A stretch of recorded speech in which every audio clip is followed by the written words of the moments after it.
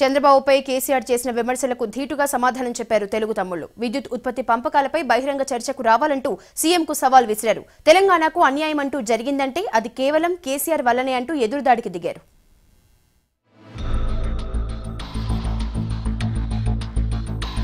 మాటకు మాట, సవాల్కు సవాల్, ఎక్కడ తగ్గేది లేదు. చర్చకు మేము పిలవడం కాదు, ప్లేస్ నువ్వే చెప్పు, టైం నీ ఛాన్సే అంటున్నారు తెలుగు తమ్ముళ్లు.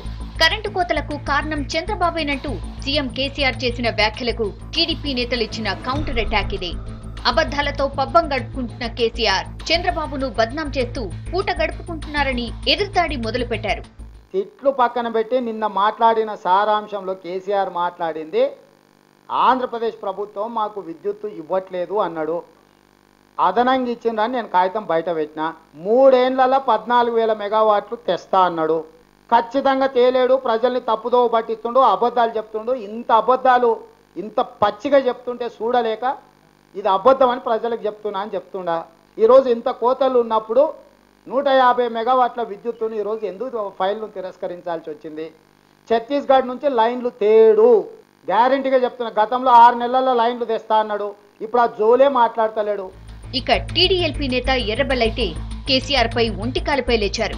రాష్ట్రంలో పక్కా 420 కేసీఆర్ అన్న ఆయన సీఎం కామెంట్స్ కు రివర్స్ పంచలేశారు. మోసాలతోనే కేసీఆర్ లైఫ్ షురూ అయిందని ఘాటు విమర్శలు చేశారు. రైతులు ఆశపడి కరెంటు తెస్తానన్నాడు, ఇస్తాడు కదా, ఆ నమ్మకంతో రైతులంతా కూడా పంటలు వేస్తే 3 నెలల తర్వాత పంటలు ఎండిపోయే ముందు ఏం చెప్పావు? తాతమ్మ నుంచి కాదు, జాజమ్మ నుంచి మా అయ్య తాతమ్మ వచ్చినా కరెంటు ఇయ్యలేరు 3 ఏళ్ల దాకా అని చెప్పావు. తమ స్టేట్మెంట్ అవన్నీ ఒక్కొక్క ప్రెస్ కటింగ్.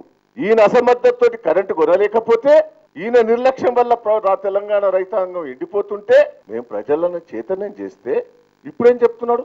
చంద్రబాబు గారు చేయబట్టారు. ఈ రోజు మేము చంద్రబాబు గారు మోసం చేసేది ఉంటే దేనికంటే దానికి ఉన్నాం. తెలుగుదేశం పార్టీ నాయకులు తెలుగుదేశం సన్యాసం తీసుకుందాం కూడా సిద్ధంగా ఉన్నాం. ఇక కరెంటు కోతలపై సర్కార్పై రివర్స్ అటాక్ మొదలుపెట్టిన తెలుగుదేశం పార్టీ మరోసారి ప్రత్యక్ష ఆందోళనకు సిద్ధమవుతోంది.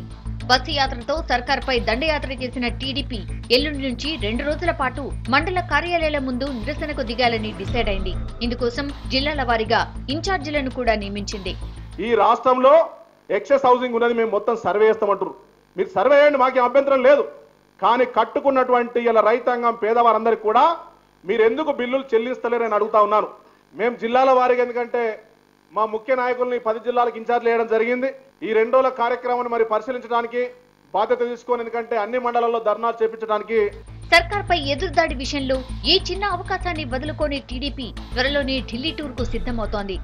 రాష్ట్ర ప్రభుత్వంపై ప్రధానమంత్రికి ఫిర్యాదు చేయాలని నిర్ణయించారు నేతలు.